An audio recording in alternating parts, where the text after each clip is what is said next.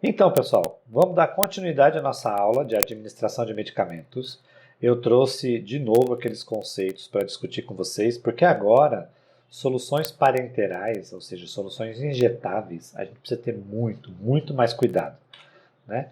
Então, as soluções parenterais devem ser preparadas com rigoroso controle e técnica asséptica, né? Eu trouxe os mesmos slides, né, para reforçar para vocês aqui o quão importante é a gente preparar com técnica asséptica. Eu não posso, por exemplo, ter o risco de ter contaminado uma medicação injetável, porque agora eu estou vencendo uma barreira que é a proteção, que é a pele, né? A partir do momento que eu pego uma agulha e injeto uma medicação contaminada no paciente, a chance daquele micro-organismo encontrar um ambiente favorável para se multiplicar e causar uma infecção no paciente é muito alta.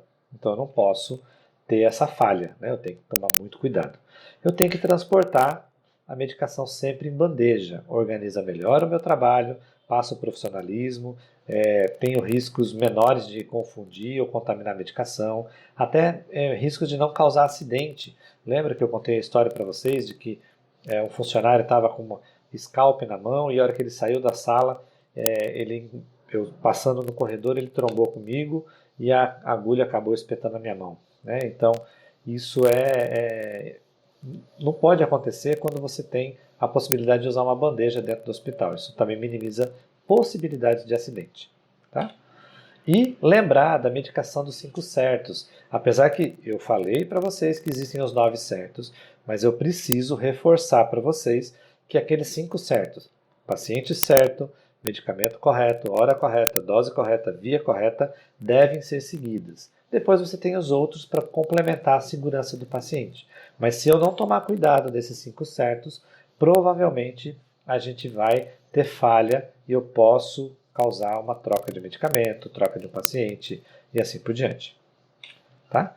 Conhecer os efeitos colaterais. É muito importante eu conhecer a medicação, porque agora o efeito colateral é muito mais intenso, ele é muito mais rápido, né? Então, por exemplo, enquanto eu administrava um medicamento que por via oral, que levaria 40 minutos para começar a fazer efeito, uma medicação injetável por via endovenosa, o efeito é praticamente imediato, porque eu não tenho vias de absorção. Ela já cai na corrente sanguínea e é distribuído para o organismo inteiro.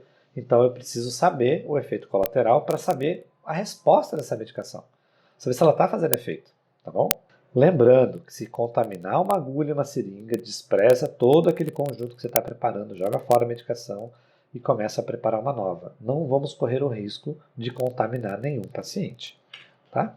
E lembrando que a aula de hoje eu vou falar das vias parenterais e são essas vias parenterais que eu vou falar para vocês hoje.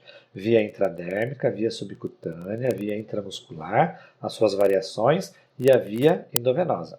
Existem outras vias, professor? Existem. Existe a via intraóssea, intratecal, intracardíaca. Não vamos entrar nesse aspecto agora, tá? Vocês vão ter uma aula especificamente comigo sobre vias especiais de acesso, mas essa daqui são as vias mais comuns que vocês vão estar trabalhando já no próximo aula, no próximo estágio, na próxima aula prática em hospital que vocês forem fazer no próximo semestre. Então você já tem que aprender a partir de agora, tá? Então a primeira via, eu vou começar sempre da via mais superficial até chegar na via endovenosa, que é a nossa via mais profunda ou mais direta, né, das vias parenterais. E a via intradérmica, né, ela é indicada principalmente, né, não só para isso, tá? Para teste de reação alérgica. Quem já fez teste de reação alérgica deve ter pegado o método antigo, que era usando a via intradérmica, onde eles injetavam os antígenos por via intradérmica, ou aplicações de vacina. A vacina da BCG ela é feita por uma via intradérmica. Tá? O volume é muito pequeno, tá? Então a média dele é de 0,1 ml. Né? Então você vai pegar uma seringa de 1 ml, ele é dividido em 10 risquinhos lá. Então, se eu usar uma seringa de 10 ml é muito grande. Se eu usar uma seringa de 5, eu não consigo ter controle. Então, só dá para fazer essa dosagem usando seringa de insulina, que é uma seringa de 1 ml dividida em 10 partes. Eu vou pegar só uma parte, que é 0,1 ml, para aplicar no paciente. Tá? Vou utilizar somente o bisel. O bisel, para quem não sabe, na ponta da agulha, né, ela tem um corte lateral. E esse corte, então aquela angulação da abertura da luz da agulha, né, aquele orifício da agulha, sempre voltado para cima. Né? Então, para que eu possa introduzir embaixo da pele, né, da parte intradérmica, e fazer a formação da pápula. Né? Então, quando eu colocar uma visão lateral aqui, ó, então de baixo para cima eu tenho o músculo, depois eu tenho ali o tecido subcutâneo, aí eu tenho a derme e a divisão com a epiderme. Eu vou tentar colocar embaixo da epiderme, não tão profunda que passe da derme. Quando eu faço a injeção do líquido, a formação da pápula vai acontecer visualmente. Né? Então, observem aqui, ó, né, que existe a formação da pápula, e essa formação de pápula é o que caracteriza que a técnica foi bem feita, que foi bem correta a introdução da agulha. Tá? Então, essa é a nossa ideia de aplicação da via intradérmica. Em laboratório, a gente já começou a discutir, e a gente vai voltar a discutir ainda por que o profissional está sem luva, se é correto ou se está incorreto. Lembra disso, né? Via subcutânea. Então, agora eu comecei a aprofundar um pouco mais. Tenho aqui a via subcutânea. Né? Devido aos poucos vasos sanguíneos que eu tenho na via subcutânea, a absorção ainda é lenta. Né? Ela é contínua, essa absorção, você injetou a medicação ali dentro, ela vai sendo absorvida pelos poucos vasos sanguíneos que eu tenho naquela região, e ela é uma técnica segura. Né? Por exemplo, pacientes que têm diabetes mellitus e fazem uso de insulina, a insulina é aplicada por via subcutânea, para que ela possa ser liberada lentamente e fazer o seu efeito hipoglicêmico natural que é esperado daquela medicação. Tá? Qual é a diferença? Agora eu vou mostrar para vocês o seguinte, eu tenho dois tipos de agulha. Ou eu tenho uma agulha hipodérmica, que ela é uma agulha bem curtinha, que é a própria para fazer insulina, ou eu tenho uma agulha longa, que é a agulha de fazer a coleta de exame de sangue, né? E algumas maiores para poder preparar a medicação. Se eu estou usando uma agulha hipodérmica, que é aquela fininha, eu posso usar ela no ângulo de 90 graus. Então, se a pele está aqui, eu posso colocar a agulha a 90 graus, que eu não vou atingir nada além do tecido subcutâneo. Agora, se a agulha é muito longa e eu fizer a aplicação por via 90 graus, eu vou ultrapassar esse tecido e vou chegar lá no músculo. E eu não quero isso. Né? Então, eu tenho que usar na agulha longa um ângulo de 45 graus. Tá? E esse volume é injetado até 1 ml para cada via subcutânea que você for utilizar. Então, se você tiver que aplicar mais volume, você tem que escolher vias diferentes para poder fazer a aplicação de volume maior. Tá? Deixa aqui. Então, ó, olha aqui, ó, a divisão. Músculo de baixo para cima. Já tem o tecido subcutâneo, que é onde tem a maior distribuição de tecido gorduroso no corpo do ser humano, e eu tenho ali para cima derme e epiderme. Então eu tenho que ultrapassar a derme e a epiderme e colocar lá no tecido subcutâneo a medicação. Tá? Vias que são mais comuns, né? Então, principalmente pacientes que tomam insulina, eles têm que ficar fazendo rodízio para não aplicar a medicação sempre no mesmo lugar. Então é importante saber que eu posso fazer aqui, ó, ao redor, né, periumbilical, né, aproximadamente 4 a 5 centímetros distante da cicatriz umbilical, dando uma volta em volta no abdômen, na face lateral da coxa, tá? Na face lateral do braço, abaixo do deltoide, eu tenho essa área. Atrás, né? Então vamos pensar que o paciente agora está aqui, ó, na parte aqui atrás também é uma área com bastante distribuição. Tá? Na frente é menos, mas na lateral eu tenho e atrás. Na região superior da nádega são áreas que eu posso estar usando como rodízio para poder fazer a administração de medicamentos por via subcutânea. Tá? Muito importante saber isso para que o paciente evite fazer lesão por muitas perfurações na pele e precisa dar tempo dele se recuperar. Tá? Então ele faz esse rodízio naturalmente. Tá? Via intramuscular, então eu saí da via superficial, que é a intradérmica, fui para a via subcutânea e agora estou na via intramuscular. Né? Então começa a aumentar o calibre e a presença de vasos sanguíneos. Né? Então a absorção já é mais rápida que a via subcutânea, ela ainda depende do calibre dos vasos sanguíneos que estão ali por perto e o volume já começa a ser maior. Porque quando você injeta a medicação, ela se distribui entre as fibras musculares e aqueles vasos sanguíneos que estão permeados pela fibra muscular começam a absorver essa medicação. Tá? De 3 a 5 ml, conforme o tamanho do músculo, músculos menores, por exemplo, como o deltoide, até 3 ml, músculos maiores, né, como o glúteo máximo, posso usar 5 ml. Preciso usar uma agulha longa. Se eu usar uma agulha curta, a medicação não vai chegar no músculo, então eu preciso ter pelo menos uma agulha daquele canhão preto, que é a 25/7, tá? E aí ela pode chegar no músculo com mais segurança. E eu preciso diluir essa medicação, quando ela é uma medicação que precisa diluir, proporcional ao músculo que eu vou aplicar.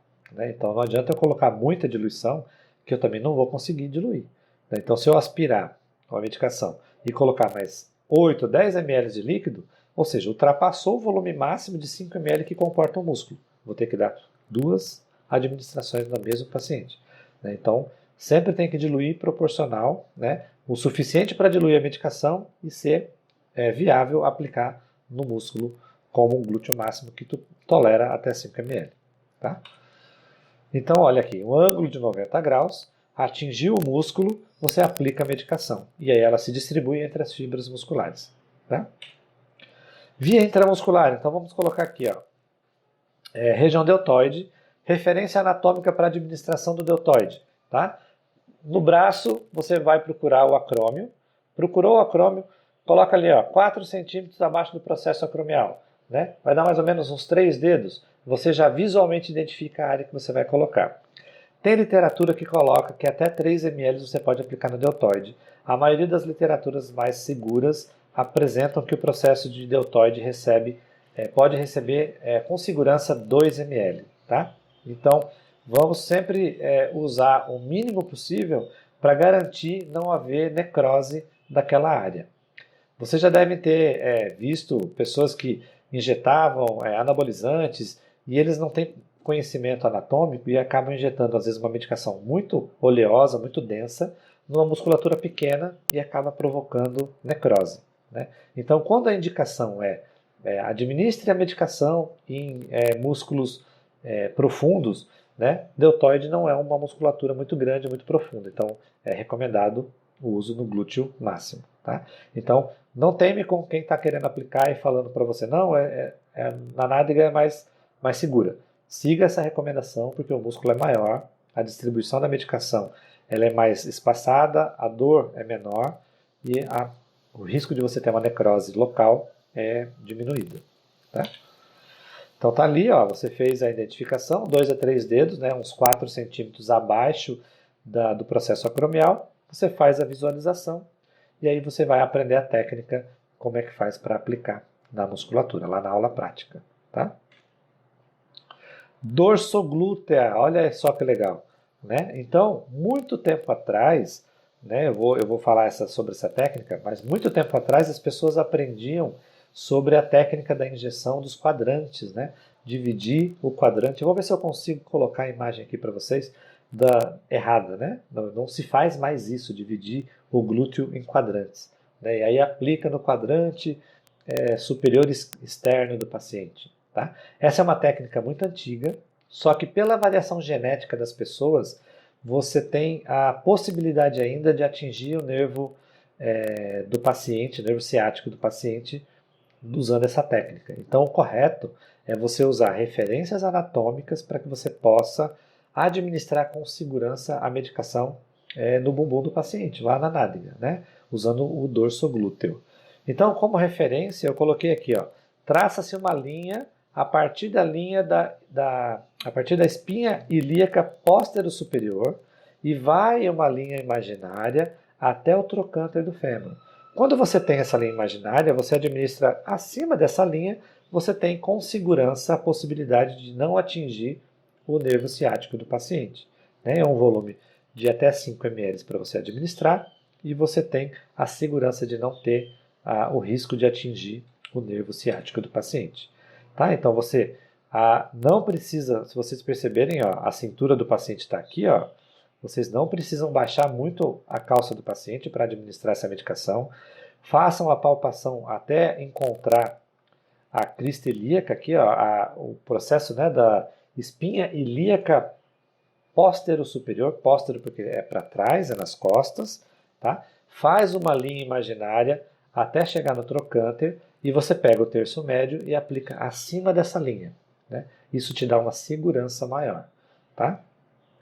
Olha ali, ó, embaixo você tem o nervo ciático, né? E as duas maiores complicações que tem nessa via de administração, a primeira é atingir o nervo ciático e a segunda é atingir grandes vasos. Por isso que vocês vão aprender a técnica na injeção intramuscular de você aspirar o êmbolo da seringa, principalmente no caso de músculos profundos, para que você não injete a medicação com o bisel dentro de um grande vaso. Senão, em vez de você fazer a medicação intramuscular, você está fazendo a medicação endovenosa e o risco é muito alto.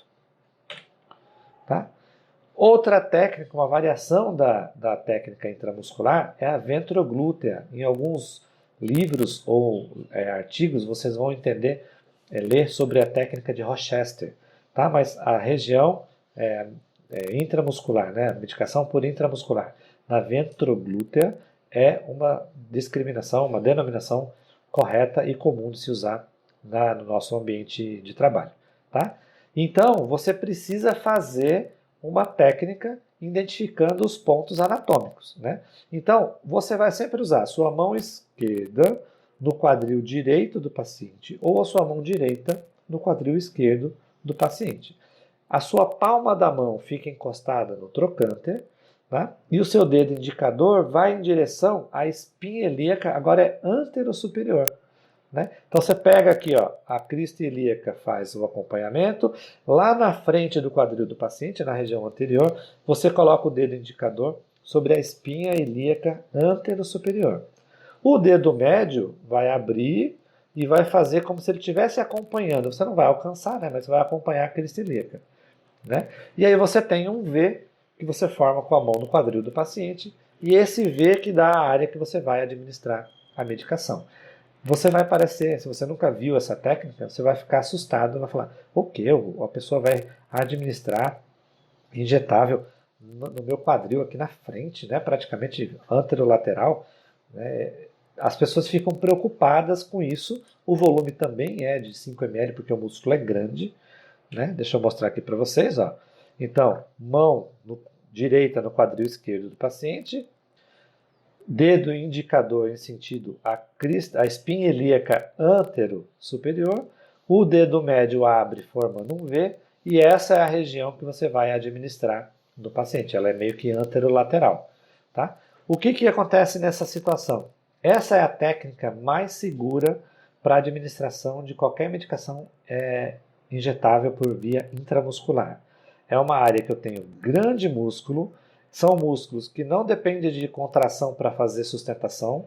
Eu tenho pouco vaso sanguíneo de grande calibre ali por dentro e é impossível de eu atingir o nervo ciático do paciente ou qualquer estrutura óssea, já que o osso do quadril ele vai formando o osso, aprofundando na estrutura óssea e muscular e evitando com que eu atinja, por exemplo, a estrutura óssea também. Tá? Então, podem considerar essa como uma das técnicas mais seguras para injetáveis por via intramuscular. Né? Outra técnica muito utilizada, principalmente para vacinação em criança, é usar o vasto lateral. Adulto já é menos indicado, né? Você tem menos aceitação para isso, mas você pode utilizar também. Tá? Então, usa-se uma delimitação do terço médio, né? 10 centímetros abaixo do trocânter, 10 centímetros acima do joelho, você divide aquela área em 3 pedaços e você aplica no terço médio. Né? Você vai tentar achar, né, um terço médio no anterolateral. Tem um volume de até 4 ml, é uma musculatura de criança mais robusta do que a nádega, né? Então por isso que eles usam a aplicação no vasto lateral. Tá? Então, eu peguei aqui, ó, dividi do joelho 10 centímetros, do quadril 10 centímetros, faz uma divisão aqui, um terço médio, e você tem a administração segura para fazer também no vasto lateral.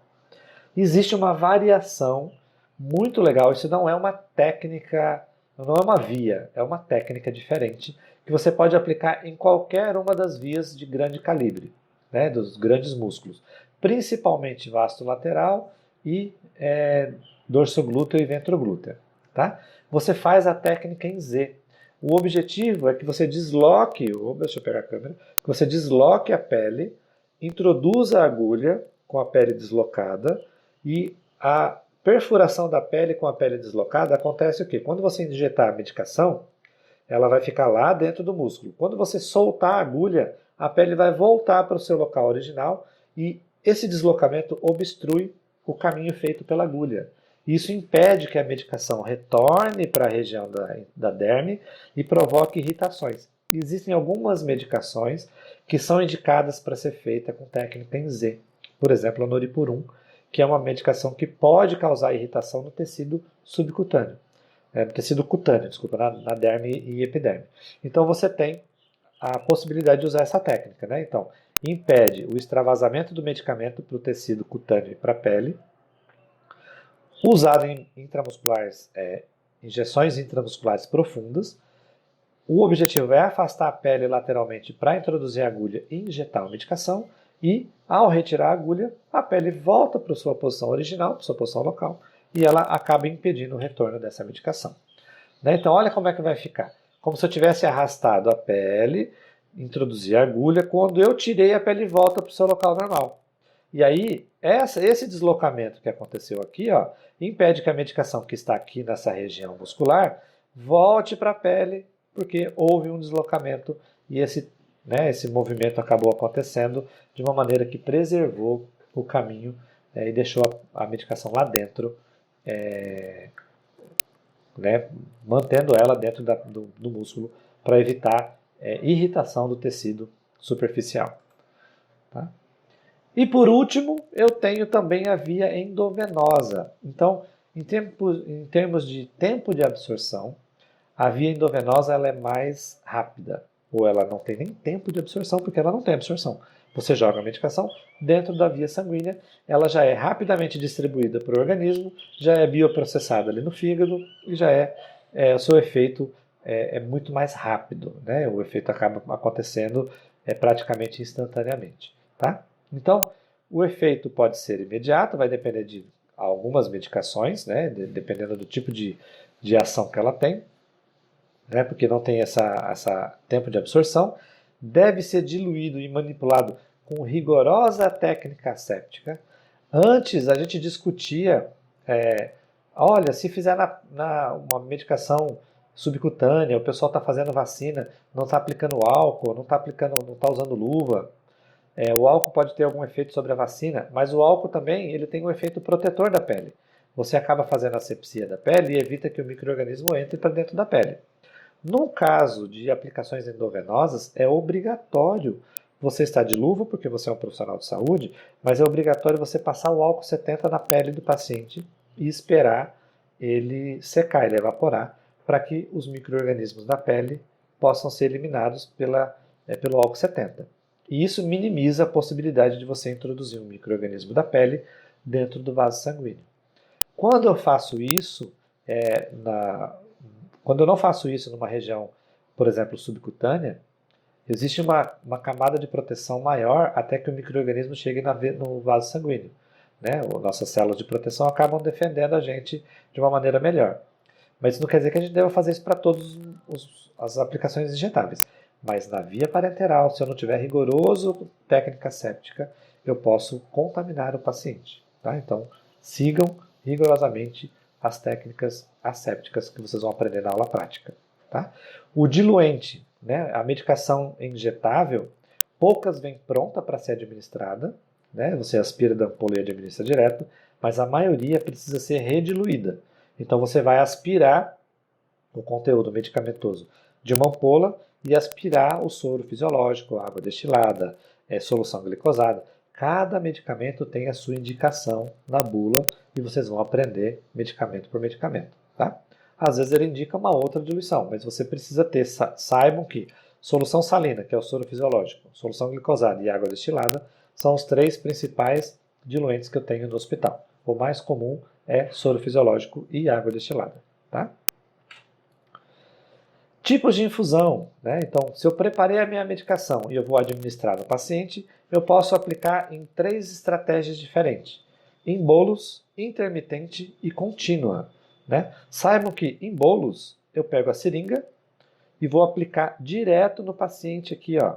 Vou injetar no paciente com a seringa direto numa via já instalada no paciente, né? Então, ou um gel ou um scalp que está funcionado na veia do paciente, eu vou lá e faço a administração. Infusão intermitente é aquela via que, a administração que eu coloco no soro do paciente e eu deixo gotejando lá por 30 minutos, 40 minutos, acabou, eu fecho a pinça do soro, desconecto do paciente, dali 6 horas, 8 horas eu volto a administrar no paciente. Então, intermitente. Faço a medicação, infundiu, parou, dali 8 horas eu faço de novo. Tá? E infusão contínua. São esses soros maiores que eu tenho aqui, ó, de 1000 ml, que ficam em infusão por 8 horas. Então ele não vai infundir 1000 ml em 20 minutos, ele vai infundir 1000 ml em 8 horas. Vocês vão aprender a fazer cálculo de medicação, de quantas gotas por minuto está infundindo no paciente. Então é importante saber fazer cálculo de medicamentos, para a infusão ir correto para o paciente. Acabou o soro em 8 horas, tem que ver se está prescrito. Às vezes a infusão é em 24 horas. Acabou 1000, coloca mais 1000, mais 8, coloca mais 1000, mais 8. Então eu fiz 3000 ml em 24 horas, porque cada um percorreu, né, segundo a prescrição, em 8 horas. Então 8 mais 8, 16, com mais 8, 24 horas. Tudo bem? Infusão por venóclise, né? Então eu posso fazer infusão direta, eu vou lá e punciono a veia do paciente. Vocês vão aprender, coloca o garrote no braço do paciente, olha aqui a câmera, coloca o garrote, injeta diretamente a agulha no vaso sanguíneo, solta o garrote e injeta a medicação. Essa é a infusão direta, tá? Ou eu posso usar dispositivos para poder fazer a infusão. Então eu posso usar scalp, que é um dispositivo que é uma agulha de metal, que vai ser colocada dentro do vaso sanguíneo. Coloco ela, posso fixar, né, e fazer a medicação. Posso ter o gel, que é o catéter periférico, né, que é o plástico sobre agulha. Gelco é o nome comercial, abocate é o nome comercial, e um catéter plástico é colocado dentro do vaso sanguíneo. Ele usa-se uma agulha de metal por dentro do catéter plástico, mas na hora que eu instalar no paciente, eu tiro aquele catéter, né, aquela agulha de metal, fica só o catéter plástico, para que quando o paciente mexer o braço, mexer alguma articulação, não prejudique a instalação e ele continue pérvio, continue com infusão, sem ter extravasamento do vaso sanguíneo, tá? Na maioria das vezes o catéter periférico precisa se colocar um adaptador para você colocar soro e outras medicações, né, o equipo. Então esses adaptadores podem ser chamados de torneira de 3 vias ou alguns adaptadores como o Polyfix, ele tem como se fosse Y, né, de 2 ou 3 vias para você colocar junto com o gel ou com o abocate, tá? E existe um outro catéter que é chamado catéter central, que ele é colocado pelo profissional médico, tá? Então ele é um outro catéter plástico mais longo, geralmente usa-se uma veia jugular interna ou a via subclávia, e ele vai para um vaso, uma veia profunda, né? Então a gente não funciona, né? O enfermeiro não funciona esse catéter, mas a gente manipula esse catéter e a gente vai ter uma aula só sobre isso. Existe ainda, né, eu comentei com algumas pessoas no laboratório, mas vou deixar claro para vocês aqui, existe ainda o catéter central de inserção periférica, que é o PIC. Tá? Vocês vão ter uma aula só sobre isso ainda lá na frente. Não é o momento agora, mas na prática a gente faz uma discussão sobre a manipulação desse catéter também. Tá? Então tá aqui, ó, então eu tenho um catéter central, que é colocado aqui, esse aqui está numa veia subclave, eu tenho aqui uma torneira de 3 vias, e aí você tem a manipulação. Um equipo está entrando de um lado, um equipo de outro lado. Aqui é o gelco, catéter plástico sobre agulha.